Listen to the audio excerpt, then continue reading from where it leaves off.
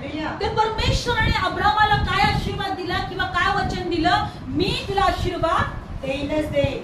Praise Lord. आपण काढणार आहोत ते वचन इब्री लोकांपत्रामध्ये काढणार आहोत. आपण किती वचनामध्ये आहे? 6व्या अध्यायामध्ये काढूया आपण वचन. आणि 13 वचनामध्ये देवाने अब्रामाला अभिवचन दिले तेव्हा ज्याची शपथ व्हावी असा स्वतःपेक्षा मोठा कोणी नसल्यामुळे त्यांनी स्वतःची शपथ वाहून म्हटले की मी तुला आशीर्वाद देईनच देईन, तुला वाढवीनच वाढवीन. याप्रमाणे अब्रामाने धीर धरून वाट पाहिली तेव्हा त्याला अभिवचनाचे फळ मिळाले. लक्षपूर्वक ऐका. देवाने अब्रामाला काय वचन दिलं? मी तुला आशीर्वाद देईनच देईन, मी तुला आशीर्वाद देईनच देईन. आणि बायबल सांगतं त्याने स्वतःची शपथ घेतली. कोणी? देवाने. माझी शपथ घेऊन सांगतो तुला, कारण शपथ हा विश्वास ठेवण्यासाठी शेवटचा उपाय आहे, पर्याय आहे. माझी देव म्हणतो तुला शपथ घेऊन सांगतो माझी, कारण त्याची देवापेक्षा मोठा कोणी नव्हता आणि कोणी नाही. आणि देवाने अब्रामाला सांगितलं माझी शपथ घेऊन मी तुम्हाला असं तुला सांगतो, मी तुला आशीर्वाद देईनच देईन आणि मी तुला वाढवीनच वाढवीन. आणि बायबल सांगतं की अब्रामाने धीर धरून वाट पाहिली आणि तेव्हा त्याला अभिवचनाचे फळ मिळाले. आम्हाला धीर धरून वाट पाहणं गरजेचं आहे. आम्ही पण लेकरं आहोत. आता आम्ही पण लेकरं आहोत. असं म्हणू नका मी अजून आशीर्वादित का होत नाही, अजून माझ्या मनाची इच्छा पूर्ण का होत नाही, अजून मला आरोग्य का मिळत नाही, अजून माझ्या जीवनात वचनाप्रमाणे सगळ्या गोष्टी का होत नाही. अब्राम एकटा होता. मला शिकायला मिळतं याच्याकडून. अब्राम एकटा होता. 75 वर्षाचा होता. 99 वर्षाचा झाला तरी एकटाच होता.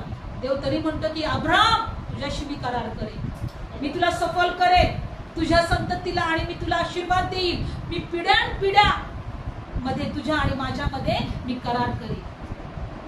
आणि जी वचनाची लेकरं आहेत ज्यांना पूर्वी आईच्या उदरात निवडलेलं आहे तेच देवाची लेकरं आहेत, तेच वारसदार आहेत.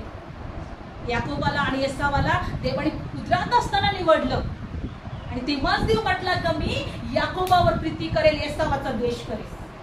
आम्ही आमच्यावर प्रीती केलेली आहे म्हणून आम्ही निवडलेले आहोत. आणि त्या अब्रामाचे आशीर्वाद आपण पाहत आहोत. देव शपथ घेऊन अब्रामाला म्हणतोय. आज आपण एका बापाचे आशीर्वाद पाहतो, कारण त्या बापाच्या आशीर्वादाचे आपण लेकरं आहोत. आपण काय आहोत? लेकरं आहोत. बापाच्या आशीर्वादाचे लेकरं आहोत. पण मला एक गोष्ट पण सांगायचं आहे.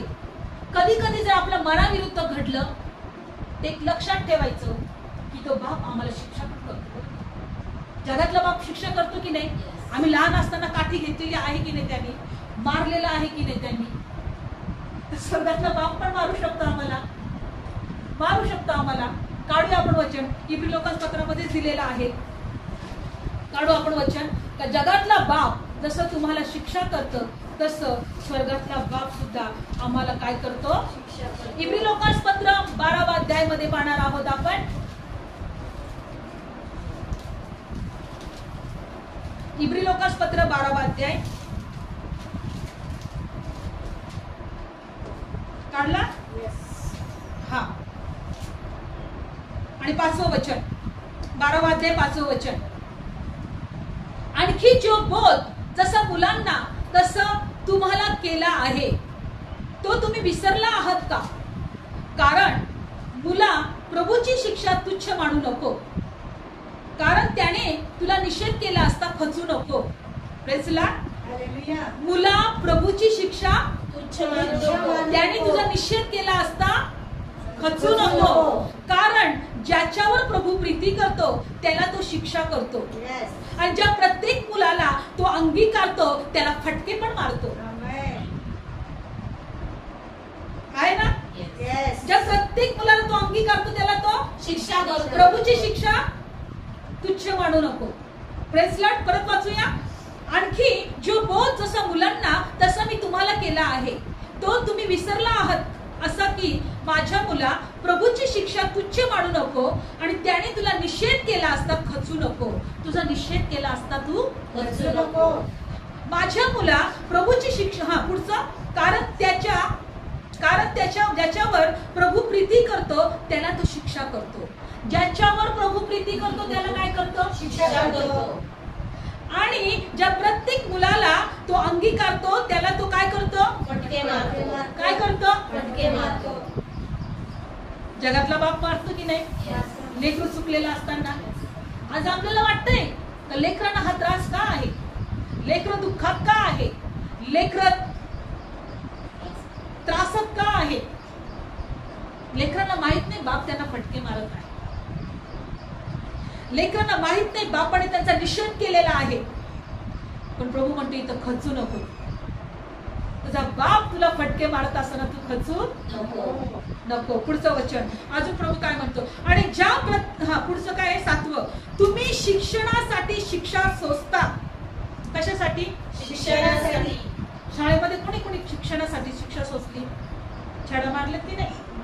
तुम्हाला देवाचं शिक्षण मिळावं, तुम्ही सरळ मार्गावर यावं, तुम्ही देवाच्या लेकराचा स्वभाव अंगीकारावा, देवाच्या इच्छाप्रमाणे जगावं. शिक्षणासाठी आम्ही शिक्षा सोसतो. देव जसा मुलांशी तसा तुम्हाशी वागतो, कारण ज्याला बाप शिक्षा करत नाही असा कोण मुलगा आहे? देव जसा मुलांशी तसा तुमच्याशी वागतो. ज्याला बाप शिक्षा करत नाही असं कोण मुलगा आहे? Praise Lord. परंतु 8वं, परंतु ज्या शिक्षेचे भागीदार सर्व झाले आहे अशा शिक्षे वाचून जर तुम्ही आहात तर तुम्ही खरे मुलगे नाही तर दासाचे मुलगे आहात. Praise Lord. शिक्षा वाचून जर तुम्ही जीवन जगत आहात एकदम आनंदात, आशीर्वादित, एकदम काहीच टेन्शन नाही, काही चिंता नाही, जगातले लोक एकदम मस्त आहेत, तर ते बापाचे लेकरं नाहीये. ते सैतानाचे लेकरं आहेत, ते पापाचे लेकरं आहेत, ते दासाचे लेकरं आहेत. पाप कोण? बायबल सांगतं ना की जो कोणी पाप करतो तो सैतानाचा दास आहे किंवा पापाचा दास आहे.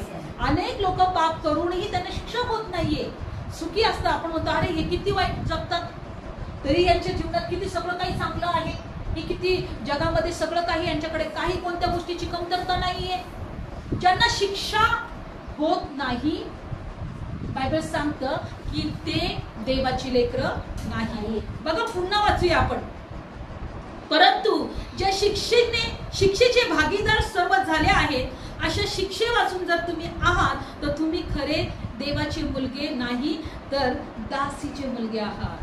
पुढचं वचन, शिवाय आपल्या देहाचे बाप आपल्याला शिक्षा करणारे होते आणि आपण त्याची भीड धरत असू तर आपण फार विशेष करून आत्म्याच्या बापांचे अधीन व्हावे आणि जगावे की नाही. Praise Lord. कारण थोडक्या दिवसापर्यंत त्यांना जसे बरे वाटले त्याप्रमाणे ते आम्हा शिक्षा करीत असत, परंतु हा तर आमच्या हितासाठी, आमच्या काय, आम्ही त्याच्या पवित्रतेचे भागीदार व्हावे म्हणून शिक्षा करतो. आम्ही देवाच्या पवित्रतेचे भागीदार व्हावे म्हणून शिक्षा करतो. कोणतीही शिक्षा सध्या कशी आहे? आनंदाची अशी वाटत नाही, खेदाची वाटते. तरी तिचा अनुभव ज्याला मिळाला आहे त्यांनी ती पुढे अशी वाटत नाही तर त्यांना ती पुढे न्यायीपणाची आणि शांतिकारक फळ देते. ज्यांना अनुभव मिळाला आहे, बायबल सांगतं, त्यांना ती शिक्षा कशी वाटते? न्यायीपणाची आणि शांतिकारक वाटते. म्हणून या वास्तव लोंबकळत असणारे गुडघे, लुळे हात वर करा, लटपटी गुडघे दृढ करा आणि आपल्या पायासाठी सरळ वाट करा, यासाठी की जे लंगडे त्याला मार्गातून घालवले जाऊ नये आणि त्यापेक्षा त्याने निरोगी व्हावे. आमेन. शिक्षा जरी त्रासाची वाटली पण बायबल सांगतं ते न्यायीपणाचे आणि शांतिकारकाचे फळ आहे. ती शिक्षा कशाचं फळ आहे? न्यायीपणाचं आणि शांतीचं. शिक्षेनंतर आम्ही सुधारतो आणि काय होतं की त्यानंतर आम्ही न्यायीपणाचं फळ देतो. नाही ना देवा, आता तुझ्यासाठी, तुझ्या इच्छाप्रमाणे नाही ना देव बाप्पा, तुझ्या इच्छाप्रमाणे देवा, आता तुझ्या इच्छाप्रमाणे जगायसाठी मला कृपा कर, मला सहाय्य कर, मला तुझ्या मार्गात घे, मला तुझ्या उपस्थितीत घे, मला तुझी गरज आहे असं आपण बापाला म्हणतो. तर विश्वास ठेवायचा. अब्रामाचे आशीर्वाद आपले आहेत. अब्रामाच्या वचनाप्रमाणे आपण अब्रामाचे संतान आहोत. Praise Lord. अब्रामाला देवाने करार केला, शपथ वाहून म्हटलं मी तुला आशीर्वाद देईन. अब्रामाप्रमाणे आम्ही देवाचे विश्वासणारे लेकरं आहोत. तर त्या आशीर्वादाचे वारसदार आम्ही आहोत. आमेन.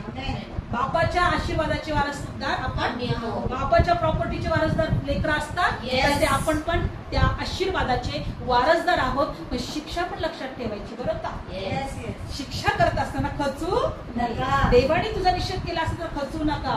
हो. Press Lord. जगातला बाप शिक्षा करू शकतो तर स्वर्गीय बाप पण शिक्षा करू शकतो. डोळे बंद करूया. धन्यवाद येशू, धन्यवाद येशू. तू मेरा पिता, मैं तेरा बेटा, ये रिश्ता काफी है मुझे. तू मेरा पिता, मैं तेरा बेटा, ये रिश्ता काफी है मुझे. कुछ नहीं चाहिए खुदा, बस तू ही तू चाहिए मुझे. कुछ नहीं चाहिए खुदा, बस तू ही तू चाहिए मुझे. परमेश्वरा, आम्हाला शिकव तुझ्यावर प्रेम करायला, तुझ्याकडे पाहायला, तुझ्याकडे आशा लावायला, तुझ्यावर विश्वास ठेवायला, तुला उंच करायला, कारण तू आमचा बाप आहे. बाप आपल्या लेकरांना कधी दूर करत नाही, आपल्या लेकरांना कधी विसरत नाही. आपल्या लेकरांना तो दया करणारा देव आहे. बायबल सांगतं की जसा बाप आपल्या लेकरांवर दया करतो तसं मी तुमच्यावर दया करतो. आज ज्यांनी कोणी हे वचन ऐकले प्रभू, त्या प्रत्येकाला स्पर्श कर. हे बापा, प्रत्येकाला आशीर्वाद दे, कारण तू सर्व समर्थ देव आहे.